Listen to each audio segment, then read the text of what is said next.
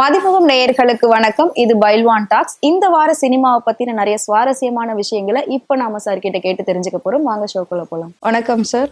என்னை வாழ வைத்துக் கொண்டிருக்கும் யூடியூப் சேனல் நேயர்களுக்கு நன்றியும் வணக்கமும். ரொம்ப நாள் கழிச்சு உங்களை மீட் பண்றதுல ரொம்ப சந்தோஷம். அது மட்டும் இல்லாம நிறைய விஷயத்தோட கண்டிப்பா இப்ப நீங்க வந்திருப்பீங்க அப்படின்னு நினைக்கிறேன். நம்ம மட்டும் கிடையாது, ஒட்டுமொத்த தமிழ்நாடே இந்தியாவே பேசக்கூடிய ஒரு விஷயம் விஜயோடைய ஜனநாயகன் படத்தை பத்தி தான். எதுலயுமே குறைஞ்சது இல்லை அப்படின்ற ஈக்குவலுக்கு பராசக்தியும் இப்ப கொண்டு உள்ள நுழைச்சிருக்காங்க. விஜயோட ஆடியோ லான்ச் அந்த ஃபங்க்ஷன்லாம் ஒரு சேனல்ல ஒரு டைமிங்ல டெலிகாஸ்ட் பண்ணும்போது அதே டைமிங்ல பராசக்தி ஆடியோ லான்ச்சையும் சன் டிவில பண்ணியிருந்தாங்க. சோ இத பத்தின உங்களோட கருத்து என்ன சார்? இதுல விஜயும் ஒரு பெரிய அளவுக்கு பராசக்தியை ஏற்பாளர்னு நினைக்கல. ஆனா அதே சமயத்துல அவரு ஆடியோ ஃபங்க்ஷன்ல சிவகார்த்தி ரொம்ப தெளிவா சொல்லிட்டாரு, இது அண்ணன் தம்பி படங்கள் மோதல், அவ்வளவுதான். நான் இன்னும் இது ஜனநாயகம் நல்லா இருந்தா ஜனநாயகம் பாருங்க, பராசக்தி நல்லா இருந்தா பராசக்தி பாருங்கன்னு ரொம்ப நியூட்ரலா சொல்லிட்டாரு சிவகார்த்திகேயன். அதே மாதிரி அவற்றை பத்திரிகையாளர் கேட்கும்போது அரசியல் தயவு செய்து என்னை சுயமா சிந்திக்க விடுங்க, இன்னும் நான் சினிமாவில் சாதிக்க வேண்டிய நிறைய இருக்குன்னு சொல்லி அரசியலுக்கு முற்றுப்புள்ளி வைத்து விட்டார் சிவகார்த்திகேயன். அவர் ஒரு விஷயம், சிவகார்த்திகேயனும் முதலமைச்சர் மு க ஸ்டாலின், அவருடைய இளவல் உதயநிதி ஸ்டாலின் எல்லாருமே நாதசுர வகுப்பை சேர்ந்தவர்கள். ஸோ அந்த அடிப்படையில சிவகார்த்திகேயனுக்கு தார்மீக ஆதரவு திமுக அப்படின்லாம் சொன்னாங்க. ஆனா அதை அவர் திட்டவட்டமா மறுத்துட்டாரு சிவகார்த்திகேயன். நான் நடிகன், என்ன எனக்கு சீனியர் விஜய், அவருக்கு நான் போட்டி என்று சொல்ல மாட்டேன், நல்ல படங்களை எப்பவுமே நீங்க வரவேற்பீங்க அப்படின்னு சொல்லியிருக்காரு. ஆனா லேட்டஸ்ட் தகவல் என்னன்னா, ட்ரெய்லர் வெளியாகுது இல்லையா, ஜனநாயகன் ட்ரெய்லரும் வெளியாயிருக்கு, பராசக்தி ட்ரெய்லரும் வெளியாயிருக்கு. ஆனா பராசக்தி ட்ரெய்லர் பார்த்தவர்களுடைய எண்ணிக்கை ஜனநாயகனோட அதிகம், வெளிநாடுகளை தவிர்த்து. தமிழ்நாட்டை பொறுத்த வரைக்கும் பராசக்திக்கு ஒரு ஓப்பனிங் இருக்கு. ஒரு விஷயம் நம்ம புரிஞ்சுக்கணும், எப்படி ஆரம்ப காலத்துல இருந்தே தியாகராஜ காலத்துல இருந்தே அந்த ரெண்டு நடிகர்கள் இருந்தாங்க, அதுக்கப்புறம் சிவாஜி கணேசன் எம்ஜிஆர், அதுக்கப்புறம் ரஜினிகாந்த் கமல்ஹாசன், அப்புறம் அஜித் விஜய், அப்படி தொடர்ந்து வந்துகிட்டு இருக்காங்க. அதுல எந்த சந்தேகமே இல்லை. நடிகருக்குள் ஒருவருக்குள் போட்டி தான் இருந்தது தவிர பொறாமை இல்லை. ஆனா அதே சமயத்துல ரசிகர்களுக்குள்ள அது இருந்தது. அதே மாதிரி சிவகார்த்திகேயன் அடிப்படையில இருந்து மேல வந்தது.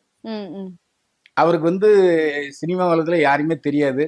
அவர் ஒரு தனியார் டிவியில எடுபிடி வேலை செஞ்சு, அதுக்கப்புறம் பேட்டி எடுத்து, அதுக்கப்புறம் ஆங்கர் ஆகி, அதுக்கப்புறம் அவர் தன்னை உயர்த்திக்கிட்டு 2வது கதாநாயகனா தனுஷ் மூலம் அதுக்கப்புறம் அவர் கதாநாயகனா.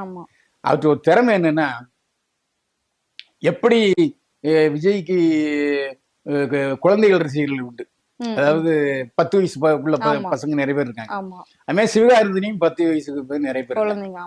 அதே மாதிரி நீங்க இன்னைக்கு ரசிகர்களை பொறுத்த எடுத்துக்கிட்டீங்கன்னா, ஏங்க நாங்க பராசக்தியும் பார்ப்போம், ஜனநாயகனும் பார்ப்போம், ஏன்னா எங்களுக்கு சிவகார்த்திகேயனும் பிடிக்கும், விஜயும் பிடிக்குங்கிற கருத்து தான் பெருவாரியா 185% அதான் வந்துகிட்டு இருக்கு.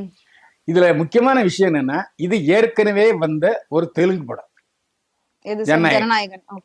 அதுல எந்த சந்தேகமே இல்லை. இப்போ ஜனநாயகன் படம் ஒத்துக்கிடும் போதே இவர் சொல்லியிருக்காரு அந்த ப்ரொடியூசர்ட்ட, தெலுங்கு ப்ரொடியூசர்ட்ட, இந்த மாதிரி நான் அரசியலுக்கு வரப்போறேன், நிறைய எதிர்ப்புகளை நீங்க சந்திக்க வேண்டியிருக்கும், கதையும் ஒரு மாதிரியான கதை, அதுல இருந்து கொஞ்சம் மாறுதல் பண்ணியிருக்கோம் தெலுங்குல இருந்து, நீங்க சம்மதமா அப்படின்னு கேட்டிருக்காரு. ஓகே அப்படின்ட்டு. ஸோ அவரு இதெல்லாம் எதிர்பார்த்து அவரும் வந்திருக்காரு. ஸோ அவரும் பெரிய தெலுங்கு ப்ரொடியூசர். ஸோ அங்க ஆந்திராவிலையும் அவருக்கு நிறைய தியேட்டர்கள் கிடைக்கிறதுக்கான வாய்ப்புகள் அதிகம். இங்க உங்களுக்கு ஏற்கனவே கலைஞர் டிவி வாங்கியிருக்கிறாங்க. இதுல ப்ரொடியூசரே டிஎம்கே பினாமி அப்படிங்கிறவங்க எல்லாம் பேசுறாங்க. ஸோ செலவும் பாத்தீங்கன்னா ஜனநாயகனை விட பப்ளிசிட்டி சைடு பராசக்தி நிறைய பண்றாங்க. அதுக்கு முன்ன ஏற்பாடா வள்ளுவர் கூட்டத்துல உங்களுக்கு தெரியும், இந்த கண்காட்சி எல்லாம் நடத்தினாங்க, நல்ல ஓப்பனிங் இருந்தது. வள்ளுவர் கூட்டத்துல நடந்த இசை வெளியீட்டுலாம் நல்ல. இதுக்கு பின்னாடி திமுக தான் இருக்குன்னு சொல்றாங்க, அது உண்மையா சார்? நான் சொன்னேன் ஏற்கனவே திமுகவோட பினாமி தான். இப்ப இன்னொரு விஷயம் என்ன அப்படின்னா, ஃபர்ஸ்ட் பராசக்தி பொங்கல் 14 அப்போதான் ரிலீஸ் ஆகுறதா இருந்தது. இப்ப போட்டி போடுற மாதிரி 9, 10 இப்படி வச்சிருக்காங்களே சார், அதுக்கும் கண்டிப்பா பின்னணி இருக்கும், உள்கட்சி வேலை இருக்கும் அப்படின்ற மாதிரி சொல்றாங்க. என்ன காரணம்ங்க, நல்ல படம் லேட்டா வந்தாலும் லேட்டஸ்டா ஓடும். ஓடும். அதே சமயத்துல ஃப்ரண்ட்ல வந்துட்டுங்கிறனால படம் ஓடிடாது. நல்லா இருந்து என்னத்தான் ரிப்பீட்டட் ஆடியன்ஸ் வருவான். ஒரு முறை பாக்குறவன் 2 நாள்ல பின்தங்கிடுவான். அதுக்கப்புறம் நல்லா இருக்க படம் தான் நின்னு ஓடும். இப்போ விஜய் வந்து சில கேரக்டர் செய்ய மாட்டார். அவர் வந்து அப்நார்மலா கமர்ஷியல் எலிமெண்ட் ஸ்டார் அப்படிங்கிற மாதிரி தான் அவரு ஃபைட்டு, டான்ஸு, காமெடி இதெல்லாம் வச்சு தான் அவர் எடுப்பார். ஆனா இப்ப பழைய படங்கள்லாம் பாத்தீங்கன்னா கமலஹாசன் மாதிரியே இவரும் வந்து லேடி கெட்ட போட்டாரு சிவகார்த்திகேயன். அந்த படம் சூப்பர் ஹிட் ஓடுச்சு. அதே மாதிரி அமரன் படம் விஜய் செய்ய மாட்டார், செய்ய முடியாது. விஜய் ரசிகர்கள் அந்த படத்தை ஒத்துக்க மாட்டான். ஆனா சிவகார்த்திகேயனுக்கு அவருடைய ரசிகர்களை தாண்டி வெளியில நிறைய ரசிகர்கள் இருக்காங்க. அதனாலதான் அமரன் வந்து அவ்வளவு பெரிய வெற்றி பெற்றுச்சு. அந்த படம் வந்து ஹீரோ இறந்து போன படம். விஜய் படத்துல இறந்து போனா ஒத்துப்பாங்களா? ஸோ அவர் வந்து கதையை தேர்ந்தெடுக்கிறதுல ஒரு புத்திசாலியா இருக்காரு. யாரு? சிவகார்த்திகேயன்.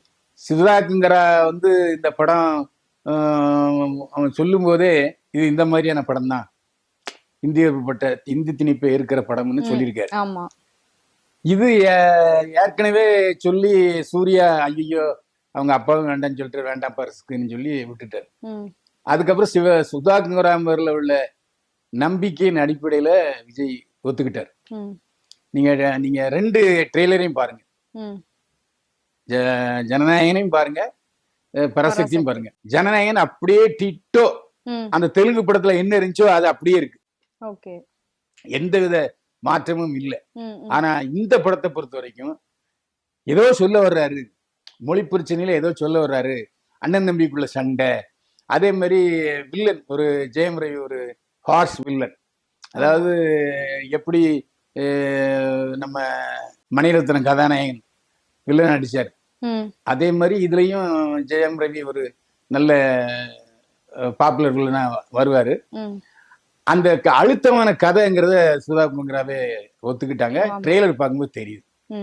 ஒரு சராசரி சினிமா ரசிகனா, அது மட்டும் இல்லாம சினிமால எதையோ வித்தியாசமா எதிர்பார்க்கிற ஒரு ரசிகனா நான் பார்த்த அளவுல ஜனநாயகன் ட்ரெய்லரை விட பராசக்தி ட்ரெய்லர் நல்லா இருக்கு. அதுல எந்த சந்தேகமே இல்லை. ஏதோ படத்துல இருக்கு அப்படி இழுக்குது நம்மள, கண்டிப்பா படத்தை பார்த்துடணும் அப்படிங்கிற ஒரு உந்துதல் வந்துருச்சு. ஜனநாயகன் இது விஜய் படம் என்ன, அதுல டைலாக் ஏய் உங்களை மக்களுக்கு நல்லது பண்ண வந்தா ஊழல் பண்ண வந்திருக்கீங்கன்னு போட்டு எல்லாரையும் போட்டு அடி அடிக்கிறாரு. இது எந்த இடத்துலயும் நடக்கக்கூடியது இல்லை. ஆனா பாலகிருஷ்ணாவுக்கு அந்த மாதிரி ரசிகர்கள் ஜாஸ்தி. சோ பாலகிருஷ்ணாவுடைய ரசிகர்கள் வேற, விஜய் ரசிகர்கள் வேற. ஏன்னா பாலகிருஷ்ணா ரசிகர்கள் அப்படியே ஒரு அட்மைரர்ஸ், அதாவது பாலையா பாலையா பாலையான்னு ஒரு கிரஷ் உள்ளவங்க. எப்படி இருந்தாலும் படம் பார்த்துருவாங்க. ஏன்னா ரயில் எடுத்து வர்றது, இங்க ரயில் எடுத்துனா ஓடுமா படம். சோ அதுல எனக்கு ஒரு சிக்கல் அங்க லேசா இருக்கு. ரிப்பீட்டட் ஆடியன்ஸ் வர்றதுக்கு சான்ஸ் இல்ல. தன்னுடைய அரசியல் விஷயங்களை சொல்லியிருப்பாரு ஜனநாயகன், அவ்வளவுதான். அதுதான் பிளஸ் பாயிண்ட். மற்றபடி இதுலதான் அவருக்கு வந்து பராசக்தி தான் ஒரு நல்ல ஒரு தரமான படமா இருக்கும். அதாவது சுதாகரா யாருக்குமே இறுதி முயற்சி, சூரரை போற்று இதெல்லாம் ரொம்ப தெளிவா ஒரு நல்ல உறுதியான டைரக்டர். அதாவது மணிரத்னம் பயிற்சி, பாலா பயிற்சி எல்லாம் இருக்கு இல்லையா. ஸோ அதனால ஏதோ ஒரு வித்தியாசமா இருக்கும். அது மட்டும் இல்லாம அந்த படத்துல இந்த படத்தை விட நான் முழுக்கு போட்டுலான்னு கூட நினைக்கிறேன் அப்படின்னு ஒரு வார்த்தை சொன்னாங்க சுதாகரா. அப்ப எந்த அளவுக்கு அந்த படத்தினுடைய அழுத்தம் அவங்கள தாக்கி இருக்கு அப்படிங்கிறது தெரியுது. ஸோ நல்ல உழைப்பா இருந்திருக்கு. இசை வெளியீட்டாளையும் ரொம்ப சந்தோஷமா கலந்துக்கிட்டாங்க சுதாகரா. அதனால இப்போதைய சூழ்நிலையில பராசக்தி நின்னு ஓடும். ஆனா எடுத்த எடுப்புல செட்டு வேகத்துல வசூல கலக்கும் ஜனநாயகன். இதான் வித்தியாசம். அதே மாதிரி அந்த ஆடியோ லான்ச்லயே அவ்வளோ வசூல் வந்தது மலேசியால நடத்துனதுனால அப்படின்ற மாதிரி சொல்லியிருந்தாங்க. பல கோடிகள் வந்து அதுல லாபம் வந்ததுன்னு. இதே தமிழ்நாட்டுல நடந்திருந்தா நிறைய பிரச்சனைகள் தான் நமக்கு மிஞ்சி இருக்கும் அப்படின்னு சொல்றாங்க. அது உண்மையா? பிரச்சனைகள் இருந்தாலும் நஷ்டம் வந்திருக்கும். அவங்களால லாபம் சம்பாதிக்க முடியாது. நீட்டா ஒரு டிக்கெட் 60,000 ரூபாய், ஒரு டிக்கெட் 60,000 ரூபாய், ஃப்ரண்ட்ல 3 ரோ, 80,000 பேர் என்ன கலெக்ஷன், Okay. 100 ரூபான்னா விட என்னாச்சு. ஆமா. அதனால அள்ளிட்டாங்க. அந்த அவரு வந்து ப்ரொடியூசர் வந்து அவ்வளவு சந்தோஷம் அதுலயே அந்த இசை வெளியீட்டு விழாவிலேயே, அவ்வளவு சந்தோஷம். ஒரு கின்னஸ் ரெக்கார்டு வேற ஏற்படுத்தி இருக்கு. ஓகே. அதனால விஜய்க்கு அது ஒரு பெரிய பிளஸ் தான். அதுல எந்த வித மாற்று கருத்தும் இல்ல. அவரும் எதிர்பார்த்திருக்க மாட்டாரு. அவங்க அப்பா எஸ்.ஏ. சந்திரசேகரும் எதிர்பார்க்கல. அவங்க அம்மா எதிர்பார்க்கல. அவ்வளவு கூட்டம், நல்ல ரெஸ்பான்ஸ். அதாவது அது கடைசி படம் அப்படின்றதுனால இருக்குமா சார்? கடைசி படம் மட்டுமில்ல, இதுக்கு முன்னால வந்து அவரு ஷூட்டிங் போயிருக்காரு. அங்க இசை வெளியீட்டு இந்த அளவுக்கு ஓப்பனிங், அதாவது விஜய் ஃபங்க்ஷன் இவ்வளவு பெருசா அங்க நடந்தது இல்லை. சோ முதல்ல விஜய் பார்க்கிற ஒரு ஆர்வம். அதே மாதிரி அதுல வந்து முக்கியமான விஷயம் என்னன்னா, இந்த மலேசியால வந்து எப்பவுமே இசை நிகழ்ச்சிக்கு ரொம்ப வரவேற்பு உண்டு. அது இளையராஜா ஆகட்டும், ஏஆர் ரஹ்மான் ஆகட்டும் இருக்கும். இதுல வந்து முழுக்க முழுக்க விஜய் படங்கள்ல உள்ள பாட்டுகள் இசை நிகழ்ச்சியில அனுரித்து படிக்கிறம்போது பெரிய வரவேற்பு இருந்துச்சு. ஜனநாயகன் இசை வெளியீட்டு விழா என்பதையும் தாண்டி அது வந்து விஜய் இசை கச்சேரி, இசை வெளியீட்டு விழா அல்ல, கச்சேரி. அதனால அதுவும் ஒரு பெரிய பரபரப்பை ஏற்படுத்திடுச்சு. அது ஒரு பெரிய பிளஸ் பாயிண்ட் தான். ஆனா அதே சமயத்துல நீ என்னதான் இருந்தாலும் தமிழ் படத்தை எடுத்துக்கிட்டு நீ போய் மலேசியால போய் சம்பாதிச்சிட்டப்பா, நான் எங்களெல்லாம் பார்க்க கொடுத்து வைக்கல, இல்ல நாங்க எப்படி அங்க டிக்கெட் எடுத்து பிளைட் எடுத்து வருவோம் அப்படிங்கிற ஒரு ஆதங்கம் இல்லைன்னு சொல்ல முடியாது. அது நீர் ஊத்து நெருப்பா இருக்கு. ஓகே. சோ இந்த படம் வந்து விஜயோட கட்சிக்கு பெருசா உதவும் அப்படின்னு நினைக்கிறீங்களா? ஒரு விஷயம் தேர்தலுக்கு மதுரை மீட்ட சுந்தரபாண்டியன் படம் கடைசி படம், எம்ஜிஆர் படம். அது எம்ஜிஆர் பெருசா உதவல, அந்த படம் பெருசா ஓடவும் இல்லை, நிறைய பேருக்கு தெரியாது. எம்ஜிஆர் நடித்த கடைசி படம், இன்னும் சொல்ல போனா சீஃப் மினிஸ்டர் டிசினேட்டட், சீஃப் மினிஸ்டர் ஆயிட்டாரு, பதவி மட்டும் ஏற்கல. ஒரு 10 நாள் ஷூட்டிங் நடந்துச்சு. அதுல தன்னுடைய கருத்துக்களை பூரா சொன்னார் மதுரை மீட்ட சுந்தரபாண்டியன். ஆனா மதுரை மீட்ட சுந்தரபாண்டியன் எம்ஜிஆர் ரசிகர்களை கவரவில்லை. அதாவது எம்ஜிஆர் படங்கள் வந்து முழுக்க முழுக்க அரசியலா இருந்தாலும் அதை ஏத்துக்க மாட்டான். அதான் உண்மை. இப்ப எப்படி ரஜினிகாந்த் படம், ரஜினிகாந்துக்கு மிகவும் பிடிச்ச படம் வந்து ராகவேந்திரா. அந்த படம் வந்து தயாரிப்பாளர் பாலச்சந்தருக்கு நஷ்டம், ரசிகன் ஒன்னும் பாக்கல. யோ உனக்கு கடவுளா இருந்தா இருந்து போடுமியா ராகவேந்திரா, நீ ராகவேந்திரோட பக்தர் ரஜினிகாந்த், ராகவேந்திராவுடைய பக்தர் ரஜினிகாந்த்ங்கிறதுனால ரசிகர் பூரா ராகவேந்திர பக்தர் ஆயிரானா? இல்ல, அவன் இங்க உள்ள முருகன் கோயிலுக்கோ பிள்ளையார் கோயிலுக்கோ அம்மன் கோயிலுக்கோ இல்லாட்டி திருப்பதிக்கோ போவான், அப்படிதானே? அதனால அது, அதாவது ஜனநாயகன் படத்தினால விஜயுடைய கட்சி தாவேகா கூடுதல் வாக்குகளை பெறும்னா அது எனக்கு நம்பிக்கை இல்லை. ஏன்னா அந்த அளவுக்கு சினிமாவை பார்த்து ஓட்டு போடுற முட்டாளுகள் எல்லாம் தமிழர்கள். கண்டிப்பா அவன் யோசிப்பான். ஏன்னா முன்ன வந்து தகவல் தொடர்பு சாதனங்கள் கம்மிங்க, பத்திரிகை, அதுக்கப்புறம் டிவி, இப்போ கையிலே வந்துருச்சு, எல்லாம் பாத்துறேன். அவனுக்கு ஐக்கியூ ஜாஸ்தி ஆயிடுச்சு. பசங்க, சின்ன பசங்க, 10 வயசு பசங்க கூட ஜனநாயகன் பத்தி பேசுறான். நல்லா இருந்தா நல்லா இருக்குன்னு சொல்லுவான், நல்லா இல்ல நல்லா இருக்குன்னு சொல்லிட்டு போயிட்டே இருப்பான். எம்ஜிஆர் ரசிகர்கள் அல்ல. எம்ஜிஆர் ரசிகர்கள் வந்து என்னை பொறுத்தவரை பார்த்தீங்கன்னா எம்ஜிஆர் எல்லா படமும் நல்ல படம் தான். அப்படிப்பட்டவர்கள் அல்ல. எம்ஜிஆர் ரசிகர்கள் வேற, மற்ற நடிகர்களுடைய ரசிகர்கள் வேற. அந்த காலத்திலே சிவாஜி கணேசன் தலைவர் கவுத்தார்ப்பா என்னையா அப்படின்னு மன்னவன் வந்தானே ஒரு படம், அப்படியே எம்ஜிஆர் பேட்டர்ல பண்ணார் நடிகர்கள் சிவாஜி கணேசன். அத நடிகர்கள் சிவாஜி கணேசன் ரசிகர்கள் ஏத்துக்கல. எதுக்கு எம்ஜிஆர் பேட்டர்னு எடுக்கிறாரு நம்ம ஆளு அப்படிலாம் பேசிட்டான்.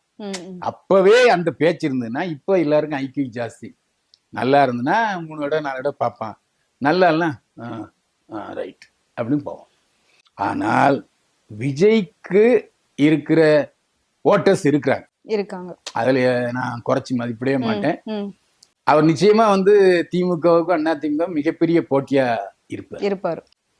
அதிமுக வர்றதுக்கான வாய்ப்பு இல்ல, ஆனா விஜய் வர்றதுக்கான வாய்ப்பு. அதிமுக வாய்ப்பு இல்லைங்கிறது அரசியல் இது, நம்ம தனியா பேசுவோம். அது நீண்டது ஒரு, அந்த இடத்துல விஜய் வந்துருவாருன்னு சொல்றீங்க? இல்ல, என்ன காரணம்னா இப்ப கூட்டணியே மாற போகுதுங்க. அதாவது அதிமுகவுக்கு பிஜேபி, திமுகவுக்கு காங்கிரஸ். இந்த பிஜேபி காங்கிரஸுக்குள்ளேயே கூட்டணி மாறுவதற்கான வாய்ப்பு ரொம்ப வேகமா நாந்திட்டு வருது. அதாவது டிஎம்கே காங்கிரஸ் கூட்டணி கிட்டத்தட்ட ஒரு 80% உடைஞ்ச மாதிரி தான். இனிமே அவங்க கூட்டணி இன்னாலும் இவன் தனியா நிப்பான், அவன் தனியா நிப்பான், 2 ஓட்டு சேர்ந்து விழாது. அந்த அளவுக்கு மோசமா போயிடுச்சு. ஓகே. சோ ஜனநாயகனா பராசக்தியா அப்படின்ற ஒரு விஷயத்த வந்து நீங்க தெளிவா சொல்லியிருக்கீங்க. ஜனநாயகன் வேற, பராசக்தி வேற அப்படின்றது. சோ யாருக்கு எது பிடிக்குதோ கண்டிப்பா எல்லாருமே என்ன காரணம்னா, நான் வந்து ஒரு ரசிகன். அதாவது உள்ளத உள்ளபடி சொல்லணும். நான் ஜனநாயகனுக்கும் எதிரி இல்லை, பராசக்தியும் எதிரி இல்லை. என்னுடைய கணிப்பு மேக்சிமம் சரியா இருக்குனாலதான் நேயர்கள் நமக்கு ஆதரவு கொடுத்துட்டு இருக்காங்க. நீங்க வேணா பாருங்க, பொங்கலுக்கு அப்புறம் மீட் பண்ணுவோம். அப்ப நாம இது மறுபடியும் ஒரு ரீகலெக்ட் பண்ணி பேசுவோம். Okay sir, thank you so much sir. ஒரு தெளிவான விளக்கம் கொடுத்துருக்கீங்க, ரொம்ப நன்றி சார். மீண்டும் சந்திப்போம். வாழ்க வளமுடன். வணக்கம் சார். என்னை வாழ வைத்துக் கொண்டிருக்கும் யூடியூப் சேனல் நேயர்களுக்கு நன்றியும் வணக்கமும். ஓகே. போன வருஷத்துல வந்து ரொம்ப அதிகமா பேசப்பட்ட பல விஷயங்கள்ல வந்து ரவிமோகனோட விஷயமும் ஒண்ணு சார். கண்டிப்பா நம்மளும் அதை பத்தி நிறைய பேசியிருப்போம். ஆனா அதுக்கப்புறம் இப்போ வந்து அவர் போதைக்கு அடிமை ஆயிட்டதா ஒரு நியூஸ் வந்து ஸ்ப்ரெட் ஆயிட்டு இருக்கு. அது உண்மையா? ஏன்னா அவர் இப்பதான் கெனிஷா கூட சேர்ந்ததுக்கு அப்புறமா லைஃபே வந்து ரீஸ்டார்ட் பண்ணி சந்தோஷமா இருக்குன்னு சொன்னாரு. அதுக்கு நடுவுல இப்ப போதைக்கு அடிமை ஆயிட்டாரு அப்படின்ற மாதிரி எல்லாம் பேச்சு வருது. இது உண்மையா சார்? அதாவது உண்மைதான். ஏன்னா அதிகாரப்பூர்வமா அவருடன் பணியாற்றுகிற ஒரு முக்கியமான ஒருத்தர் தான் ஃபோன் பண்ணி, சார் ரொம்ப மோசமாயிட்டார் சார், 24 மணி நேரம் தண்ணி அடிச்சிட்டு இருக்கார் சார். எப்படிப்பா சொல்றேன்னு, நீங்க சமீபத்தில் ஒரு சரவணாஸ்வரர் விளம்பரம் இருக்குல்ல, அந்த விளம்பரத்தை பாருங்க, அவர் கண்ணு எப்படி இருக்குன்னு பாருங்க அப்படின்னு சொன்னாப்புல. அது ஓரளவு சரிதான்.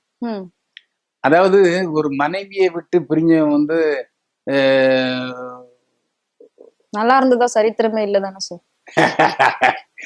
அதுல என்னன்னா, இவரு வந்து அந்த கெனிஷாங்கிற நல்ல வேளா இருந்தா அதுவும் இல்லை, அவளும் டிவர்ஸி. எதுக்கா டைவர்ஸ் பண்ணா அப்படிங்கிறது தெரியல. 2வது இவர் மோட்டிவ் பாத்தீங்கன்னா, நாங்க வந்து ஒரு யோகா கோயில் கட்ட போறோம், அதுக்காக இவர்கிட்ட பல சொத்துக்களை கையெழுத்து போட்டு வாங்கியிருக்காங்க அப்படிங்கிறது ஒண்ணு.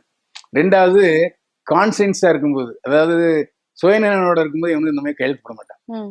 இந்த மாதிரி போதையில ரொம்ப இதானதுக்கு அப்புறம் தான் கையெழுத்துக்கள் போட ஆரம்பிப்பான். அது மட்டும் இல்லாம அவரு தன்னுடைய குடும்பத்துக்குன்னு கட்டின, அவர் சொந்த சம்பாத்தியத்தில் கட்டினது ஈசிஆர் உள்ள அந்த பங்களா.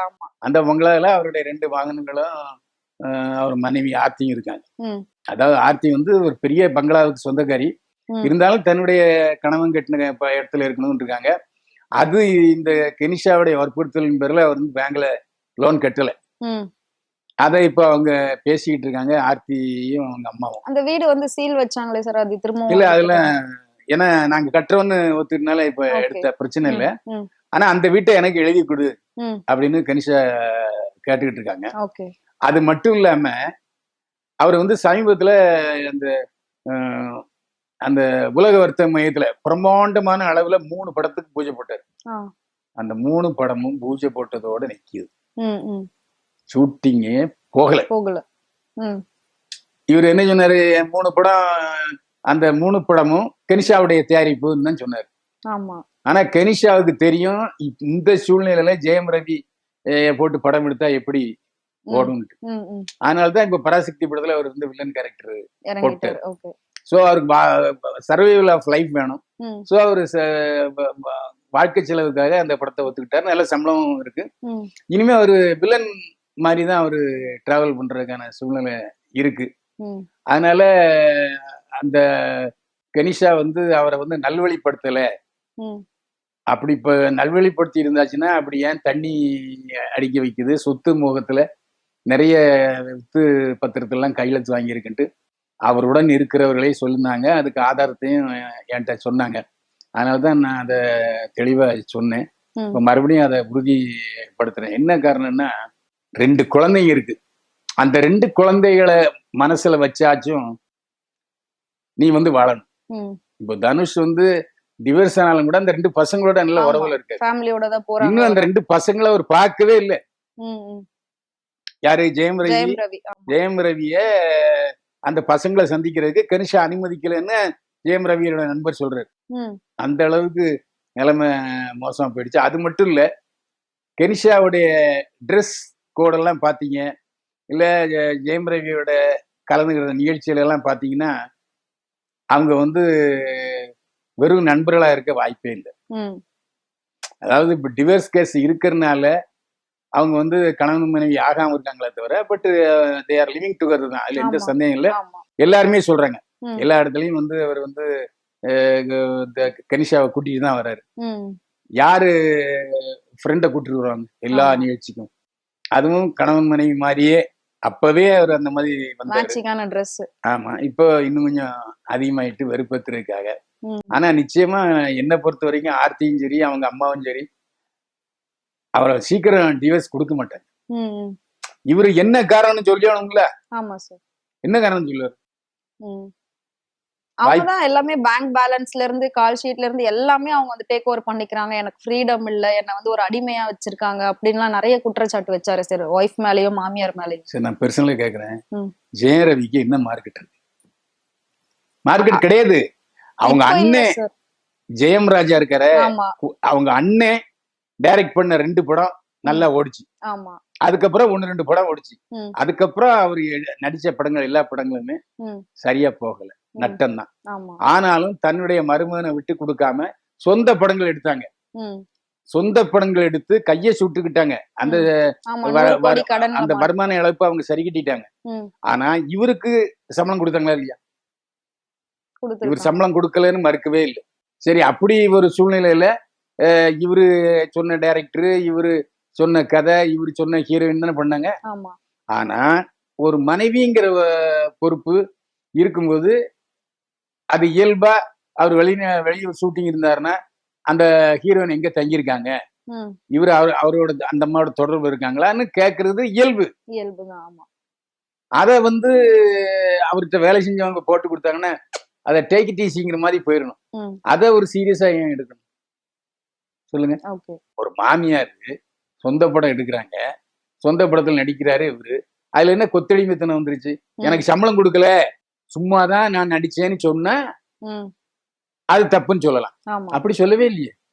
அந்த மாதிரி வவுச்சர்ஸ் எல்லாம் வச்சிருக்காங்க.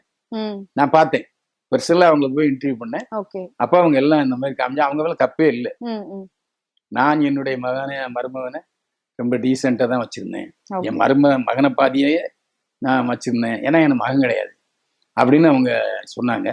இவர் சைட்ல தான் அது தப்பு இருக்கு. அது மட்டும் இல்ல, நான் பிறந்த நாள் அன்னைக்கெல்லாம் என் பையனை கூப்பிட்டு எல்லாம் கிஃப்ட் எல்லாம் கொடுத்தேன்னு சொன்னா அதெல்லாம் பொய். ம் 2 பசங்களையும் அவர் பார்க்க பார்க்கவே விரும்பல, இல்லை. பார்க்கல. அப்ப யார் மேல தப்பு இருக்கு? ம் ம்? எந்த ஒரு மருமகனை, அதாவது தன்னுடைய மகளுடைய கணவனை ம் மாமியார் கொத்தடிமை ட்ரீட் பண்ணுவாங்களா? இல்ல. 2வது கொஞ்சம் பிளாஷ்பேக் போனோம்னா, நான் ஆர்த்தியத்தான் கல்யாணம் பண்ணுவேன்னு ஒத்த கால நின்றுருக்காரு. ஆமா ஆமா இங்க நரம்பெல்லாம் கிழிச்சுக்கிட்டு ஆஸ்பத்திரிலாம் இருந்திருக்காரு. ஆமா தற்கொலை அப்போ ஆர்த்தியோட அம்மா என்ன சொல்லியிருக்காங்க? வேண்டாம், அவன் சரியா வரமாட்டான், சினிமா நடிக்கிறான் ம் ம் இன்னும் சொல்லியிருக்காங்க. 2 பேருமே ஒத்துக்கிட்டனாலதான் கல்யாணம் பண்ணி வச்சிருக்காங்க. ம் இது அவங்க அப்பா மோகன் சாருக்கு தெரியும். ம் மோகன் சார் இல்ல, என் பையன் இல்லை சார், நான் பாத்துக்கிறேன், என் மகளை மாதிரி பாத்துக்கிறேன் சொன்னி உறுதி அளிச்சதன் பேர்ல தான் இந்த கல்யாணம் நடந்துச்சு. ம் அப்புறம் ஏன் இவரு மாறுறாரு? கரெக்ட் தான். ம்? 2வது அது வந்து அவர் சொல்லிட்டு ஒரே குற்றச்சாட்டு, என்னை கேட்காம வெளிநாட்டுக்கெல்லாம் போறான். ம் ஏன் உனக்கு உன்னை கல்யாணம் பண்றதுக்கு முன்னாலே அந்த அம்மா வெளிநாடு போறவங்க அடிக்கடி ஓகே ஃப்ரெண்ட்ஸ் எல்லாம் கூப்பிட்டுக்கிட்டு, அது உனக்கு தெரியாதானே? ம் ம் தெரிஞ்சானே கல்யாணம் பண்ணிட்டு. ம் கல்யாணம் பண்ணதுக்கு அப்புறம் அவன் வெளிநாடு போறா என்கிட்ட சொல்லவே இல்லை. நீ சொன்னா அது என்ன? யாரு மேல தப்பு? இவர் ம் மேலதான் தப்பு. ஓகே அதனால அவரு எப்பவுமே மனைவியை விட இந்த மாதிரியான விஷயங்கள் முதல்ல ஆரம்பத்தில் ரொம்ப ஸ்வீட்டா இருக்கும், ஆமா ரொம்ப சந்தோஷமா இருக்கும். ரத்த கண்ணீர் படம் பாத்தீங்களா? பாத்திருக்கேன் சினிமால சார். எல்லா கதாநாயகர்களுமே இப்படித்தான். ம் ம் ரவிச்சந்திரன் ஷீலாவை கல்யாணம் பண்ணிட்டாரு, ம் அப்புறம் மறுபடியும் ஒரிஜினல் கொண்டாடிட்டு போய் சென்டர்ல. ஆமா அந்த மாதிரி நிறைய ஜெமினி பேர். கணேசன் 70 வயசுல ஒருத்தி கல்யாணம் பண்ணிட்டாரு, ம் மறுபடியும் முதல் மனைவி வீட்டை போய் சேர்ந்துட்டாரு இல்லையா? ம் ம் அது மாதிரிதான் எல்லாம் முதல்ல கொஞ்சம் கொஞ்சம் தித்திப்பா இருக்கும், அதுக்கப்புறம் கசக்க ஆரம்பிச்சு. ஓகே. சோ ரவி மோகன் கதை மாதிரி இன்னொரு விஷயம் ரொம்ப வந்து ஹாட்டா போயிட்டு இருந்துச்சு, மாதம்பட்டி ரங்கராஜும் ஜாய் கிறிசல்டாவும். சோ இவங்களோட பிரச்சனை இப்ப கொஞ்சம் ஓஞ்சிருக்கா மாதிரி தான் இருந்தது. இப்ப திரும்பவும் வந்து புகைய ஆரம்பிச்சிருக்கு. என்னன்னா டிஎன்ஏ டெஸ்ட் வந்து எடுத்துக்கோங்க அப்படின்னு சொல்லி அவர் அக்செப்ட் பண்ணிட்டதாவும், அந்த குழந்தை விஷயம் இப்போ வந்து பெரிய அளவுல பேசப்பட்டுட்டு இருக்கு. எதனால சார்? என்ன பிரச்சனை மறுபடியும்? இது நான் ஏற்கனவே உங்களுக்கு பதில் சொல்லியிருக்கேன். அவர் என்ன சொல்லிட்டாரு, நான் டிஎன்ஏ டெஸ்ட்டுக்கு தயார். ஆமா சொல்லியிருந்தாரு. அப்படி டிஎன்ஏ டெஸ்ட்ல எனக்கு பிறந்த குழந்தைதான் சொன்னா அதுக்கான எல்லா செலவுகளையும் நான் ஏத்துக்க தயாருன்னு சொல்லிட்டாரு. இதுக்கு பிறகு வேற என்ன உறுதி வேணும்? அது ஓகே சார். இப்ப திரும்ப இது வந்து பொண்டாட்டி இருந்து பிரிஞ்சு வர சொல்லுதா? இல்ல, அது எப்படி நீங்க இன்னைக்கு வரைக்கும் நீதிமன்றத்துல சக்சஸ் ஆக போறது காரணம் என்ன? 2வது திருமணம் சட்டப்படி செல்லாது. ஓகே. அதுவும் அந்த அம்மா வந்து ரொம்ப டீசென்ட்டா அமைதியா வக்கீல். ஆமா. அவங்களுக்கு தெரியாத சட்டம் தான். 2 பசங்களோட இப்ப சமீபத்துல ஒரு விளையாட்டு வீரரை போய் சந்திச்சிருக்காங்க. போட்டோ எல்லாம் எடுத்திருக்காரு. அதாவது ஒரு உதாரணத்தின் மூலம் சொல்லணும்னா, வீட்டு சாப்பாடு சில நேரங்கள்ல கொஞ்சம் போரடிக்கும். அப்போ ஹோட்டல்ல போய் சாப்பிடுவாங்க. அந்த ஹோட்டல்ல போய் சாப்பிடும்போது மனைவி என்ன நினைப்பாங்க, சரி அவர் கொஞ்சம் வாய் இருக்கு சிரிசா ஏதாவது சாப்பிடுறாரு அப்படின்னு விட்டுருவாங்க. ஆனா அவரு ஹோட்டலே கதியா இருக்க முடியுமா? முடியாது. ஹோட்டல்காரன் சொல்றான், நீங்க இங்கே சாப்பிடுங்களேன் அப்படின்னா, ஐயோ என்ன பொண்டாட்டி பிள்ளை இருக்கியா அப்படின்னு சொல்லுவார் இல்லையா? அதே மாதிரிதான் இந்த விஷயத்திலையும் அவர் வந்து மனைவியை பிரியவே மாட்டார். நீதான் உஷாரா இருக்கணும்.